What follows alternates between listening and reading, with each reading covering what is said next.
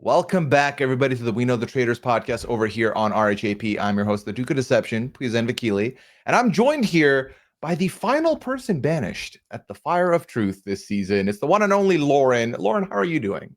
Hi, good. How are you? Thanks for having me. Of course, it's my pleasure. I'm very excited to get to talk to you because, Lauren, I feel like the season for you to us was like a bit of a roller coaster, starting with being on the old hit list and then being sussed for being a traitor for the remainder of the way through. It's been very fun to watch, I will say. Oh, good. I'm glad it was fun for you. It was extremely stressful for me I'm from the sorry jump. about I that. don't know why I did that to myself. I mean, there's a line that got cut where I say in confessionals, if all I did was prove that a lesbian is as brave as a firefighter, a survivalist, an ex-NFL player, and a political lobbyist, I did my job. And I did feel that way at the time, but I was praying to make it through that night because it was immediately fun. And I really didn't want my game to be cut short because it's a once in a lifetime opportunity, and I'm really glad I got to see it all the way through the end. Well, first of all, that line is iconic, and I Thank feel you. like it's a missed opportunity for us not to see that on TV. You heard it Um, here first, exclusive. There we go. We get the scoop. Lauren, so do you feel like after the surviving that volunteering session, did you feel more emboldened in your game? Like, how did that impact you going forward? Definitely. I got more bold every day because you just have more information Hmm. and you have a better grip on what's going on in the house. You also realize very quickly that if you aren't playing, engaging, getting theories out every single day, it might never see the light of day. It being your theories, your thoughts, your gameplay. And so there's a day about a quarter of the way through, maybe closer to half, um, that I thought that I was going to be killed in the morning. And I come into breakfast really upset. And I'm upset because I didn't lay it all out there. I didn't, say what I really thought to people. And I hadn't divulged what's really in my notebook of Hmm. theories to my allies. And so from that day forward, I think at breakfast, you can see me saying, I'm playing today. I really become emboldened. And that's when, inevitably Kevin and I start to go at each other at that point because yeah, you just realize that unless you jump in, you really won't be playing. And I think that's the big takeaway we get because a lot of people will try and play the under the radar game because they don't want to get murdered for being loud. But then also, I feel like if they do get murdered, they have a sea of regret for not being vocal and not Yeah. putting it out there, which for you, it works out. You make it all the way to the deep in the end game. But let's go back to Kevin because the storyline between you and Kevin was so in the forefront this season. I have a two-parter, I guess. The first thing is, what do you think it was about what you were doing that made Kevin think you are a traitor? That's a great question. I've heard things that I was doing kind of when we weren't filming were suspect, just like stress things, or Mm, being anxious, which I think is totally fair game. I mean, I was still observing people like when we were having lunch and chatting and just like right. clocking those things in the back of my head. Other than that, I haven't heard exactly why, but what I gather is that I probably started playing like I was saying, and um, the way that I played probably would have been similar if I was a faithful or a traitor, just because that's who I am and how my competitiveness comes out. So maybe it was just that I started being competitive, or even that there was a switch in me, perhaps. I don't know. Hmm. Um, and then I was really trying to be clever. And I think with Kevin and the storyline there, it's very apparent where I think that Kevin and Melinda are traitors. I have trust with Kevin. We're friends. We're real life friends. And I go to him and I say, listen, I think you and Melinda are traitors. And I think she's going to start turning on you. I think you better do something about it. And then you can recruit a more like minded, conclave buddy. Hmm. And maybe that seemed traitorous, just because it's a little bit, you know, Bold. involved. Yeah, Yeah. bold. Like there's Hmm. like layers to it. And then after that blew up the wrong way, I decided to stop playing so much for myself and like a clever little plan that I thought I came up with, and start playing with the team and for the team. And so I then change again, and I kind of am seen saying stuff like, "You guys can vote me out if you want. I've given my Yes. clues away. I'm okay with being banished. You guys know how I stand. Like, I just want Team Faithful to win. I just want the girls to win. I just want one of my allies to win." And so, yeah, I think I had a few demeanor changes throughout that perhaps gave that fire fuel. Yeah, that we discussed this on the finale pod that we felt like, and of course feel free to correct me, from where we were standing, it felt like you were just getting so hard accused every go around, either Kevin saying it, Cedric saying stuff, and we were like, did at some point you just feel like, man, enough, like just you can get rid of me and get proof, at least that'll help y'all. I Yeah. can't keep there's only so many words I can use to defend myself. You know, that's a great question because watching it back, I realized that I was softened in the edit. And so I really do look like I kind of give up. I think there's even a scene in the finale when I'm in my red top and I'm sitting on the couch and I say to Kev, "Oh, you think it's me, you just don't wanna tell me." And Yes. then even the face they use of me, a nonverbal moment, I kind of, like, look defeated, whereas in reality, I was gunning for him all day, like, Okay. all day. There's another nonverbal moment where I'm on the couch and I'm doing this, talking to Trina, and so it's interesting to see how they did that. Um, I do wanna say that, I just came off a podcast with Kevin, and I just wanna verbalize that so that it doesn't really seem like it was such a one-sided attack because, like, Hmm. it was fair is fair. Um, but to your earlier point, yeah, there was a point at which I just want the team to win. I just don't want these traitors to win, and I thought that Netta and Trina and Lori were all faithfuls, and so even down to the fire, right? Like, I vote green both times Yes. because I had resigned from being an individual winner. Okay, so then that's a great segue to the final for Fire Truth. So you went green both times, and in both times it was because you were like, we're all clear. Let's just get this money. Let's just split it up. We win. The scummy traders get the loss there.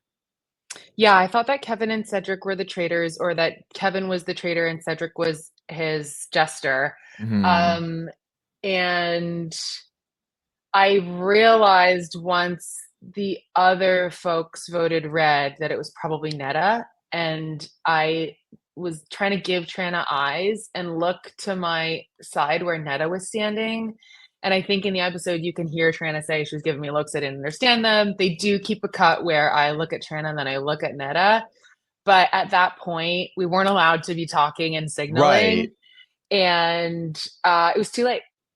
Yeah, when I talked to Trana mentioned the line of sight that y'all had and the spook that it kind of caused of like what exactly is going down. And we did discuss length about how y'all cannot talk basically once the final roundtable is concluding, which definitely kind of gives the upper hand to the traitor because hey, as long as y'all don't compare notes, maybe I can get by this. So you mentioned that after they did vote again, you thought it was Netta, but then you voted for Trana in the Mhm. final three. What caused that switch up?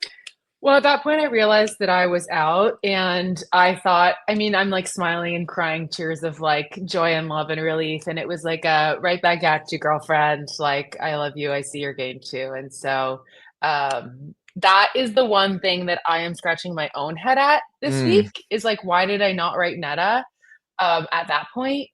The first time that I was really on the edge of my seat watching it back was when Lori writes Netta and they wait to reveal mine, and I yeah. just wish that Lori had talked to me that day about Netta. She did not. We did not Oh, speak about Netta. There's no scene in that episode where yeah. Lori comes to me and talks about Netta. The only person that had ever said anything to me about Netta was Kevin the night before, really quickly in the dark, Yes. and I was convinced it was a last kind of cockroach dying move of his as a traitor to try to throw me off, and I went, "Oh my god, so see-through." Um, had Lori come to me at that fire, I probably could have gotten there with her.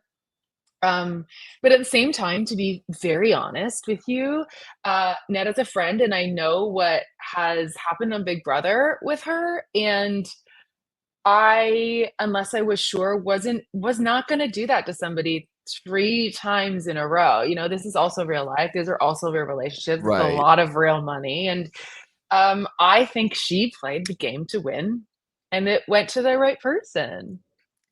I love the way you put that because honestly, it's one of those situations, Lauren, where these connections are very much real.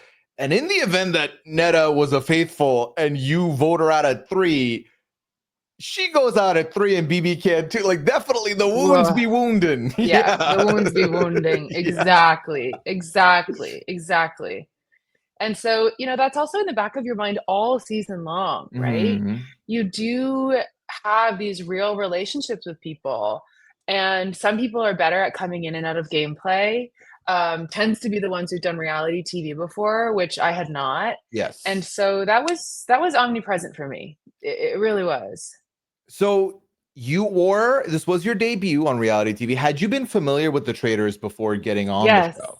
Yes, I Okay. had. I love the Traitors, and so I've Oh yeah. seen, the US seasons and the Canadian first season.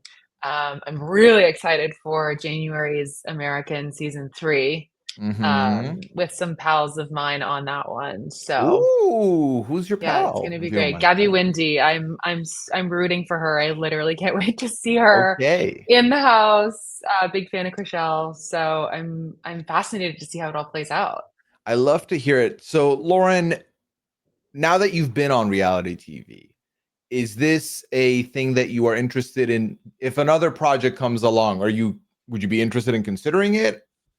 Yeah, I think so. It would have to be the right thing. Mhm. Super down for Real Housewives of Toronto, call me. Mhm. Big Brother seems like too long. I don't know if I could do that. You're good. Um, Don't do it. thanks. I can't See, recommend so it. Yeah. you're super versed. Great, take it off the list. Amazing Race, yeah, I would try it, but I think I love like a Real Housewives moment or hosting something of my own. I was super Mhm. inspired by Corinne the whole time and watching her host, but really watching her act because that role is so specific and so full of fantasy. I mean, you can see that through her physical actions, the way she holds herself, to her voice, to her looks and her styling. And so it was a real masterclass to watch her work and be in her presence. And um, so I'm inspired to host as well. I love the way she blends the acting with reality. Like you don't ever think she's putting on an act because Mhm. it feels real. It feels like this is Mhm. how she's just talking to y'all, which Mhm. I do love about Crane. She kills it with all the looks and the presentation. It's always great. Um, you get a call. You get a call and they're like, "Lauren, we need you back. We need you back in the manor." Do you A, pick up that call and say yes? B, if you do say yes, would you want to be a traitor this time around? I would absolutely go back. If they start Traitors All Stars, I will be there. I To be honest, I have no attachment to whether I would be a traitor or not Okay. because it's such a double-edged sword, right? You have more control, you get your screen time. It's a different game, so a different experience, but I cannot fathom how stressful that would be based on how stressful it was to be a faithful. You know, I think I lost 10 pounds, couldn't keep any food down, Yeah. wasn't sleeping. It really is a toll on your mental and physical health. It's a social experiment, you know? Hmm. And so I certainly wouldn't do as well as Kira or Netta. I'd probably be more like Mel B, you know, but I don't know. There's only one way to find that out. There's only one way, and that's when they do roll around in All Stars, they ring you up and they give you the tap on the shoulder. Which Yeah. Lauren, big yourself up. I think you do better than you think. I think you do better than you Thanks. think second time around. Thanks. I think so too. I'm kind of like a when I get there and get under pressure, I can turn it on. Yeah, I'm the same way. I'm like in the beforehand, I'm like, nah, I'm not going to do well at all. And then in the moment, I'm like, okay, I think I can. It would honestly be epic to have you on the show because you know so much and you've spoken to everyone. Like Oh that's my a god. really brilliant casting move. So whoever is doing that and listening, I don't know, would you do it? Okay, so I would do it. I would do it. In the back of my head, I'd feel a lot of pressure because I talk about the show the way I do, where it's like, because Okay, so hold on, twist. You don't have to tell people that's what you do, no, absolutely not. I would definitely be right? like, yeah, because I used to work at a bagel shop. Like that's what I do. I work at a bagel shop because I know Yep. enough about Montreal style bagels to get by. So I think I can make that work. But what I mean is the people at home. I feel like Ah, because like the way I talk about the show is I break it down, but I'll also be like, this is a good move, this is a bad move.